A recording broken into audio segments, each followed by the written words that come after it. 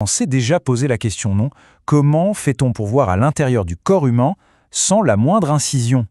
Juste avec un appareil qu'on trouve aujourd'hui dans quasiment tous les hôpitaux. C'est quand même une sacrée prouesse de la technologie. Eh bien, pour comprendre ce petit miracle, on va suivre un guide un peu inattendu. Un simple sujet de science du brevet des collèges. Pourquoi? Parce que les bases de cette technologie qui a l'air si complexe sont en fait d'une simplicité assez bluffante. Voilà le cœur du mystère qu'on va tenter de percer ensemble. Comment est-ce qu'un son, quelque chose d'invisible, peut se transformer en une image bien visible, bien nette? C'est parti pour ce voyage de l'inaudible au visible. Allez, on entre dans le vif du sujet. Avant de décortiquer la machine elle-même, commençons par la base, sa raison d'être, tout simplement. Ce petit schéma, tiré de l'épreuve du brevet, résume tout parfaitement. Il nous dit quoi? Qu'un utilisateur, par exemple un médecin, veut agir sur un sujet, ici un fœtus, et l'échographe, c'est l'outil qui sert à quoi? À permettre l'observation. C'est aussi simple et direct que ça. Le point essentiel à comprendre, c'est que les ultrasons, ce n'est rien d'autre que du son. Voilà, tout. La seule différence, c'est que la fréquence est tellement élevée que nos oreilles à nous ne peuvent pas l'entendre. Mais la machine, elle entend très bien. Et pour que tout ça fonctionne, il faut 4 éléments qui travaillent en parfaite harmonie, un peu comme un orchestre. On a la console pour les réglages, la sonde qui est l'instrument en contact avec le corps, le système informatique qui est le chef d'orchestre qui interprète tout, et enfin l'écran, là où la musique se transforme en image.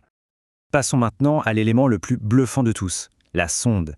C'est vraiment là que la magie opère, là où l'électricité va devenir une image.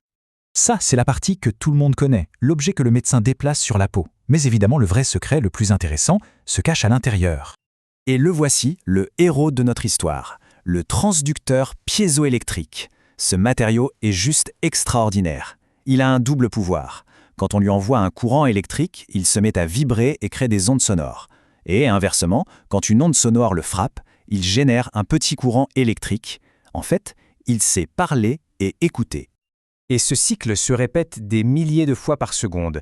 Électricité, son, écho, électricité, c'est une conversation à très très haute vitesse entre la sonde et les organes à l'intérieur du corps. D'accord. Donc la sonde a récupéré des milliers de signaux électriques. Mais comment est-ce que ces signaux se transforment en une image qu'on peut comprendre? C'est là que la physique prend le relais. En réalité, le principe est hyper intuitif. On l'a tout simplement piqué à la nature. C'est exactement comme une chauve-souris qui se déplace dans le noir ou un sous-marin avec son sonar. La machine envoie un son, elle écoute l'écho qui revient, et le temps que met cet écho à revenir lui donne une information capitale, la distance de l'objet. Le processus est très méticuleux. Le système va mesurer le temps que met le son pour atteindre par exemple le dos du fœtus, puis son ventre. Et en compilant des milliers et des milliers de ces mesures de temps, il arrive littéralement à dessiner les contours de ce qu'il ne peut pas voir directement. Et voici le chiffre magique qui rend tout ça possible, 1500 mètres par seconde. C'est la vitesse à laquelle le son se propage dans les tissus humains. Comme l'ordinateur connaît cette vitesse par cœur, le calcul devient un jeu d'enfant. La distance, c'est simplement la vitesse multipliée par le temps. Chaque délai d'écho devient un point précis sur l'image. Bon, on a vu le matériel et la physique. Pour finir, intéressons-nous au cerveau numérique, à la logique informatique et à la transmission des données qui font fonctionner tout ce système aujourd'hui. Et pas besoin d'être un crack en informatique pour piger la logique de base. Ce genre de code visuel le montre bien, ce sont des instructions toutes simples. Si la distance est plus grande qu'une certaine valeur, alors tu fais ça. Sinon, tu fais autre chose. Par exemple, la machine peut utiliser cette info de distance pour une fonction toute simple comme changer la couleur d'une lumière. Si la distance mesurée est inférieure à 10 cm, le voyant passe au vert. Entre 10 et 30, il devient orange. C'est cette même logique de si alors qui, appliquée à une échelle bien plus complexe, permet de construire l'image pixel par pixel. Et si on veut transmettre ces images en haute définition et sans fil? Là, il faut du débit. Une vidéo HD, ça demande environ 10 mégabits par seconde. Le Bluetooth, il est tout simplement trop lent. On oublie.